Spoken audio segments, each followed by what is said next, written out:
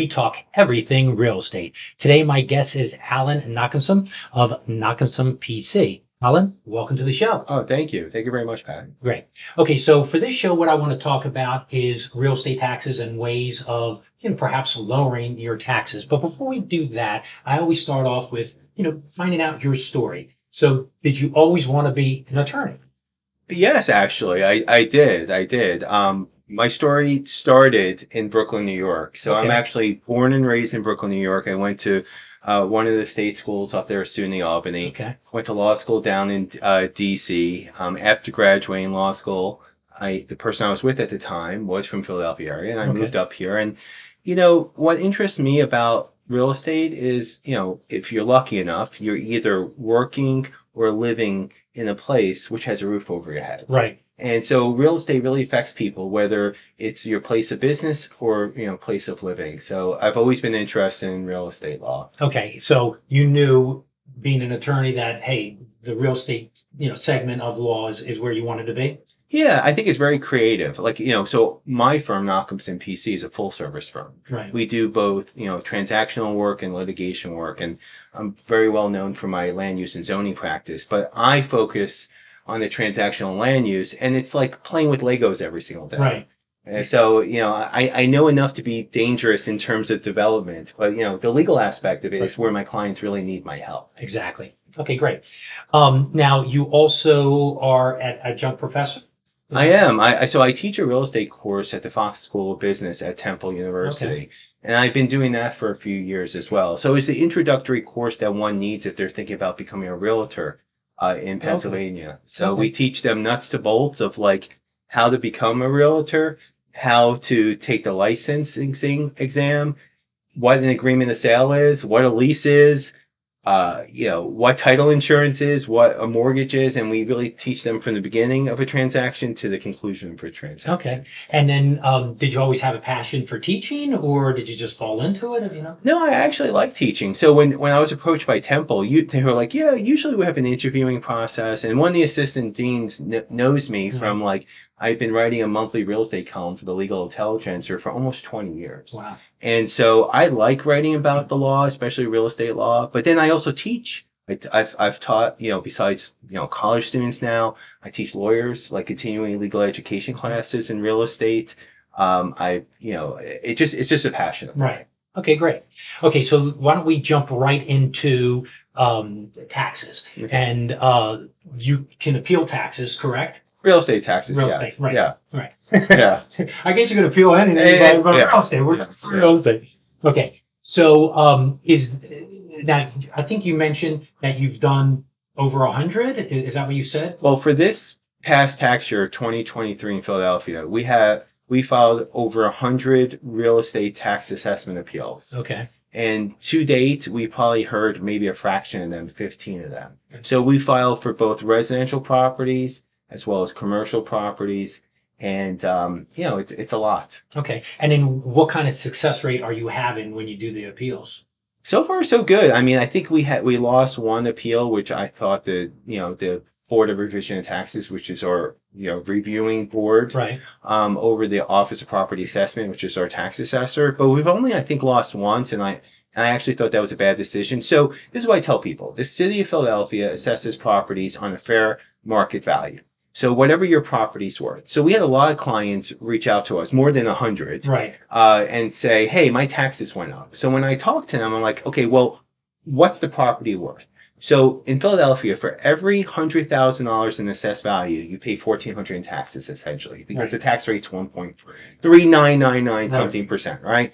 So I asked them, how much is property worth? So, well, they're like, my property's worth $500,000. I'm like, well, what are you being assessed at? $500,000. They're like, okay, well, it's a really hard argument for me, in the Board of Revision of Taxes to say, Right. well, my taxes went up, but it's worth that. So, I mean, you can make some legal arguments and you have to go to the Court of Common Pleas for that.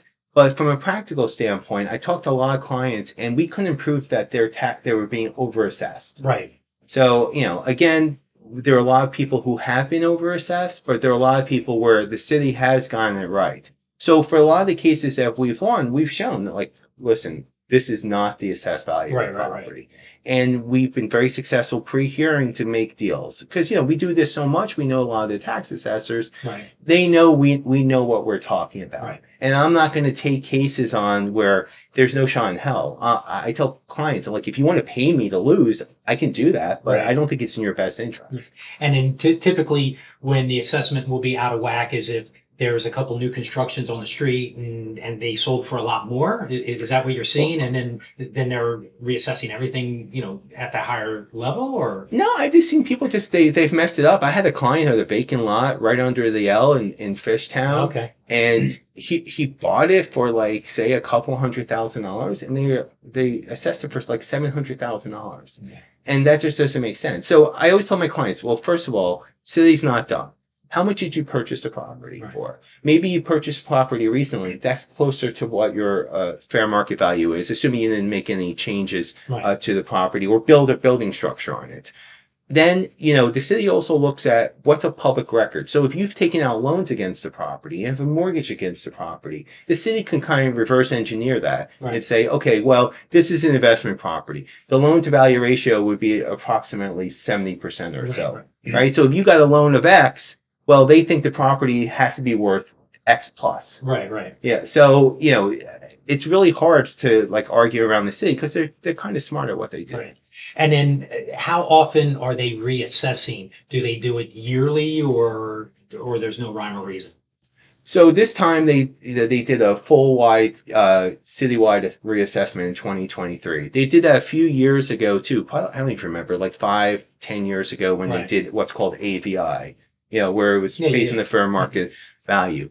And then they kind of cherry pick here and there. So what we've seen is the school district of Philadelphia has hired a law firm where if the city doesn't get it right, the school district will file its own appeal. Okay. So we have a lot of clients who have purchased either vacant land or building structures of 7 figures or more, where the city's like, hey, for every $1 million in assessed value, you pay $14,000 in taxes. Right. So they basically got an ambulance chaser for real estate, where my understanding is that this law firm takes a contingency. So I've had situations where the real estate taxes, the school district has asked for $50,000 more in real estate taxes when it's all said and done. Wow. So you're getting hit by both sides. Yeah. The schools and the city. That's right. So the city, if they, they're not going to appeal their own, like, assessments. But the school district will cherry pick and will say, okay, let's look at the public records and see which properties have sold recently of over 7 figures. And they've cherry picked those cases and filed their own appeals. That's very interesting. I would never think the school would, but it would make sense, because they want as much tax money they can get. Okay. And then there's some standard ways like the homestead exemption that people can take $80,000 off of the assessed value, right? That's right. So, and actually that was, it used to be half as much. Right. And during the pandemic when people were struggling, they've increased it to $80,000. So it has to be your principal residence. Okay. For the most part, you have to own it. There's exceptions to it that if, you lived there and it was a person, a relative who owned it previously and you're living there basically as a family member, you can get that exemption. So again, every $100,000 in assessed value, you pay $1,400 in taxes. So let's just do 80% of that. I don't know. Is that 1,000, like 20 or something like that, or 1120? I think 1120. So you're saving that. So there are a lot of people who don't know that. So whenever we're doing even a consumer closing, we tell our clients, make sure you apply for the homestead exemption. You have to, I believe, do it before December 1st. Right. Of that calendar year, so it can apply to the next year's taxes. If you don't do that, that's like legal and realtor malpractice. You have to tell your client that. And they can apply online for that. Right. So I think that's really one way you can do it. Now, I'll tell you this. If you have a tax abated property, you can't get both. You can't get the homestead exemption and you can't get the tax abated. Okay. And then there's LOOP. There's LOOP, long-term owner occupant program.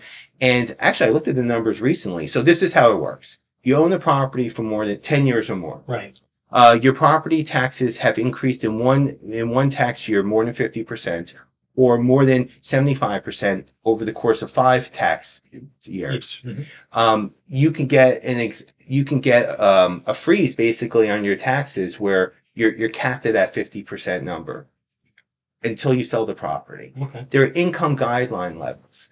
And I looked at it for a single person, like as long as you make $100,000 or less, it's a little bit more, but $100,000 or less, you qualify for Right. that program. So a lot So of it's one people, of the it's one of the few programs you would think about that. Wow, that's you can think either a single person, a family of four in Philadelphia.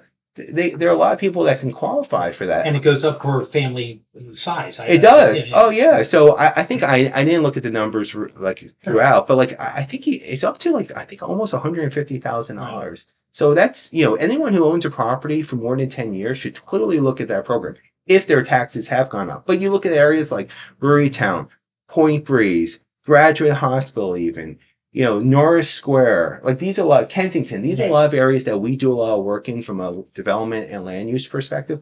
You have a lot of people who are living in those areas and they're making a lot less than Absolutely. $100,000 Yeah. and they can clearly qualify where they won't see a tax increase no matter, what their property is worth until they sell it. Wow.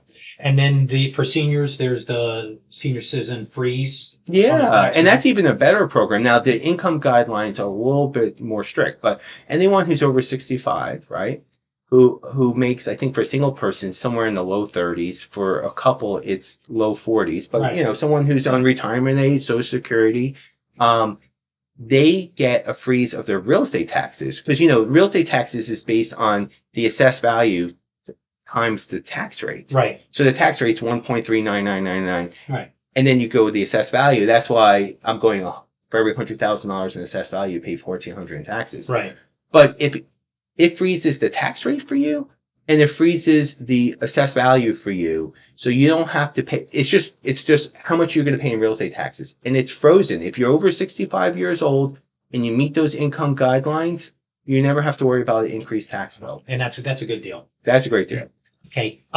Now, 10-year tax abatement. I know there was changes. I believe it was in 22. That's right. So originally it was in 2021. They extended it so that the new laws pertaining to new construction and to commercial properties, industrial properties started January 2022. So any filings pre 2022, still the old laws apply. Any filings post 2022, the new laws apply.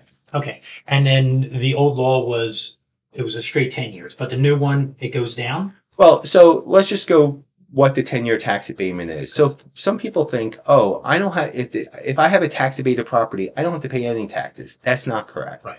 Right. So every property in the city of Philadelphia is assessed based on the land value and the building structure. A vacant lot is the easiest one, right? The vacant lots, that's all you have. Right. Right. So let's just talk about a vacant lot as an example, pre 2022 and post 2022. I have $100,000 lot. Let's just assume the property's value is $100,000 for that lot. I put a newly constructed property on it, right? A building structure. Right. Value is $400,000, right? We sold the property for $500,000. No tax abatement. Every $100,000 in assessed value, Right. pay $1,400 in taxes. So $1,400 times 5, that's $7,000 in taxes. Right. $1,400 for the land, $5,600 for the building structure. Now, pre 2022, that value of that building structure would be, you still get assessed that building structure, Right. but it would be exempt from taxation over the course of 10 years, right? So whatever the value of that building structure is, and the values change over time. Right. You would pay, only based on the land. So you're going to get exempt from taxation $5,600, the $400,000 value of the building structure. If the property increases over time, again, you have to be protective of what the land is worth because you're always going to have the value of the building structure exempt from taxation. Right. Pre 2022. And one of the things I see the city do is they overassess the land because that's the only thing they can actually tax. Right. So the city, people are getting very upset in these developing neighborhoods. So like, okay, I own a property that's existing construction. That's $500,000. This person bought a property that's new construction, $500,000. I pay $7,000 in taxes. Right. This person pays $1,400 in taxes. That's not fair. So what the city did come 2022 is that first year the value of the land, the value of the land is always exempt from taxation. The value of the land is always taxed. The value of the building structure for the first year of this $400,000, 100% of the value of the building is exempt from taxation, right? So Right. you same thing as the pre 2022. Next year, 90% of the building structure is exempt from taxation. So 90% of, again, now listen, I'm a lawyer, I'm not an accountant. But then it's 80%, then 70%, then 60. Every year it gets graduated downwards 10%. So it's when you're a realtor, you gotta be smart about it. Like when someone tells you that there's a sale or a potential sale or listed property that's tax abated. Right. Is it the pre-2022 program or the post-2022 Right. It's a big program? difference. It is a huge difference. Right. Yeah. So it's not it's apples to oranges. And then is there a website or someplace where you can see if it was pre or post 2022 and what the taxes are? Is there any place that you can go look? No, unfortunately not. So what you can do is if there's a building permit for the property, because you always have the tax abatement program is based on the building permit, right? Right. So if a building permit was issued pre-2022, well, maybe there's a question of whether it's under the new program or the old program. January 1st, 2022 and onward, any building permit's going to be under the new program. Right. But that's where we come in. So we represent developers. We also represent consumers. And most consumers don't know what they don't know. And sadly, some realtors don't either. So we look at those documents. So it's not the date of the building permit that states whether or not you're under the old program and the new program. It's when the tax abatement application was actually filed. We actually have a client who in December 2021 had a decent sized developer who was waiting for building permits to be issued. He didn't get 2 of his building permits until December 31st of 2021. He mailed in, or I think he hand delivered the application the next business day. And they're saying, oh no, you're under the new program, not the old program. He's like, what am I supposed to do? So what we do, and that's just an example of someone potentially getting screwed. Right. But what we do is when we represent consumers or people who are buying properties, and by the way, developers too. If developers are being marketed like a prepackaged, permitted up, 10-year tax abated project that they just have to build themselves, we look at that and see which program you actually have to you are eligible for. Right. So we look at those documents, but there's no website. You actually have to do the homework and look at it yourself. And now, if I'm buying this house that I'm told has the 10-year tax abatement, would I get paperwork at closing? Because I remember seeing a client actually, or a developer or builder, hand over some papers and say, "Hey, you have to file this." That's right, you do. Well, so a lot of times what happens is first you have to apply on time, right? So we were just talking about new construction. There's also tax abatements for renovated properties where you have a building structure that's being renovated and it's harder to calculate. When you have a vacant lot, well, you're paying what's exempt from taxation is the improvements to the property. When you have a vacant lot, it's simple. You have a building structure. Right. When it's a building structure that needs to be renovated or restored, that's a little tougher because you probably have the vacant lot the land's worth something. The building structure improvements is worth something. And what's being abated is the difference between what the property is worth with the improvements versus what the property would have been worth without the improvements. Now, do they look at the building permit itself of saying, hey, if the developer paid, hey, this is going to be $200,000 to renovate, and they're paying tax on that $200,000. Are they looking at that at all? Or? They are. Well, so as you know, whenever you have a building permit, you give an estimated cost of construction. Right. So I have some clients who understate that, which I think helps them from how much the permit's actually worth, but it hurts them from the tax abatement point of view. So we have situations where I look at clients where, I did a full renovation and it cost you $10,000. Oh no, I spent $100,000, $200,000. I said, when they do the tax abatement analysis, they're going to say, you only put $10,000 in here. Right. And that's what we're going to use. That's what we're going to use as that basis. So sometimes we have to amend the permit. Right. So you were saying about the paperwork you should get at closing, right? Right. So we do our due diligence when we get the agreement of sale to ask for the proper paperwork. Let me see the tax abatement application under whichever applicable ordinance there is, right? There's a 10-year program. By the way, there's also a 30-month developer program as well, and we can go into that as well. Assuming all that paperwork's in order and it was filed correctly and it was processed, you should get like a correspondence from the Office of Property Assessment saying, congratulations, essentially, you got the 10-year tax abatement. you're going to get for new construction what's called an owner certification, where you fill it out at the closing table or after the CO is issued. Mhm. And you submit it to the Office of Property Assessment. A lot of people miss that step. They're like, "Oh, I got the tax abatement." You have to submit that paperwork.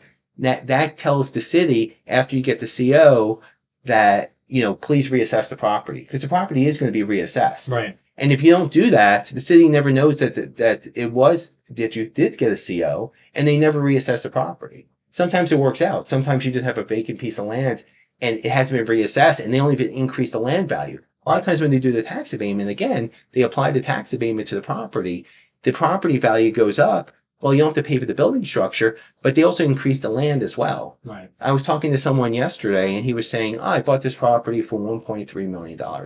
There should be a tax abatement on there. I never submitted the owner certification. I was like, well, okay, well, let me look at this. Okay, they say your property is worth $700,000, which includes land, which includes the land plus the building. Right. Well, if we reassess, and I was like, if we reassess the property, you're probably going to do a lot worse. Right. So even with the abatement, we looked at the numbers. He's like, yeah. He's like, I opened up my big mouth. I went to the city. I don't know what's going to happen. I think I'm pretty much screwed. I'm like, Right. well, call me back. So when you at closing, assuming you have a CO, and that's the only time as a consumer you're going to close. Right. You have the CO. You submit the CO with this owner certification. It tells the Office of Property Assessment to reassess the property, and then which will apply, and they'll apply a tax abatement. With a renovation on a residential property, it's called a completion statement, where again, instead of a CO is for new construction that L&I issues. L&I issues what's called a certificate of approval. So it's saying that for a renovation, that the work has been completed in accordance with the alteration permit. Okay. And then so you submit that along with the completion statement, and then the city, Office of Property Assessment will reassess the property. Okay. So, and it also applies to, tax abatement applies to commercial properties, industrial properties. With the change in laws, it used to be 100% of the improvements for commercial properties and for industrial properties would be exempt from taxation. With the change in laws, it's now 90%. Okay. Okay. So you practice all real estate laws. So what are some of the areas that you cover? And you can give out your website, if people want to get a hold of you. So it's just not taxation. You do a little bit of everything. I do nuts and bolts. We serve as outside general counsel to a lot of developers in town. So that, they ask us a ton of questions, not just real estate, but business law, employment law. What I tell people is I do things from acquisitions to sales and everything in between. Okay. So if you're looking to put a purchase and sale agreement together, I can do that. If from a seller point of view and a buyer point of view, we do retail leasing work. We do obviously the land use and zoning work. We deal with, I would say we almost have like a governmental relations practice. Any city agency that has an acronym, Office of Property Assessment, OPA, Board of Revision of Taxes, BRT, Zoning Board of Adjustment, ZBA, L&I, License and Inspections. Anyone that has a city acronym, we either know the person who's actually processing the application or know someone who knows the person. We don't wave a magic wand. We don't ask the city to do something they shouldn't do. We just ask them to process the application the right way, do their job. And more often than not, our clients use us. We do borrower financing where we represent clients on loans of up to $10 million. We do, unfortunately, the litigation aspect of it. A lot of our clients are developers where they have issues with L&I, next door neighbors. You name it, we do it. We do corporate work, fundraising work. There's a lot going on in a given day. I do a hodgepodge every day. But if people need to find me, it's www.nochumson.com.